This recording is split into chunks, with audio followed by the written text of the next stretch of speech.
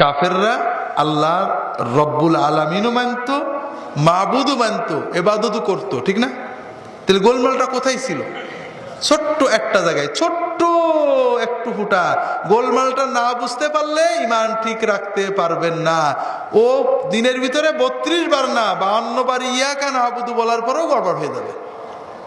সেটা হলো এই, আবু জেহেল বলতো আল্লাহ একমাত্র রব্বুল আলামিন, সর্বশক্তিমান, একমাত্র খালেক মালেক, সব ঠিক আছে, আল্লাহর ইবাদত করতে হবে, আল্লাহর ডাকতে হবে অবশ্যই,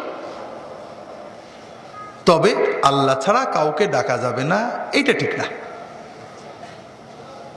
রাসূলুল্লাহ সাল্লাল্লাহু আলাইহি ওয়াসাল্লাম কি বললেন? না, আল্লাহ ছাড়া কারোর ডাকা যাবে না। আবু জেহেল বললেন না, আল্লাহরও ডাকতে হবে, অন্যান্যও ডাকতে হবে। কথাটা বুঝতে পেরেছেন আপনারা?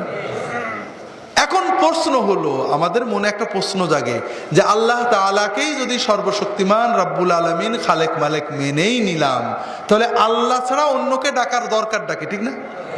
ঠিক না? এই প্রশ্নের উত্তর খুব সহজে আপনারা পেয়ে যাবেন। একটা গান আমি একবার এক বাসে শুনছিলাম, বাবা শাহজালাল অলি তুমি দয়াল বাবা, দয়া করো বাবা, এরকম গান শুনেছেন নাকি? বাংলাদেশের মুসলমান শাহজালাল অলি, শাহপরান অলি, খাজা খানজাহান অলি, খাজা মঈনুদ্দিন চিশতি অলি, এদেরকে ডাকছে, দয়া চাচ্ছে, এরকম গানটা আছে নাকি? আছে। এই যে লোকটা শাহজালাল অলিকে ডেকে দয়া চাচ্ছে, একে যদি জিজ্ঞেস করেন আল্লাহ যে রহমান রহিম, ও মানবে না?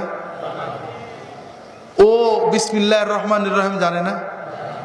আলহামদুলিল্লাহ রাব্বিল আলামিন জানে না? আল্লাহ যে মহা মহা দয়ালু মানবে না? আল্লাহ যে সর্বশক্তিমান মানবে না? আল্লাহর উপরে কারোর কথা চলে না মানবে না? সব মানবে।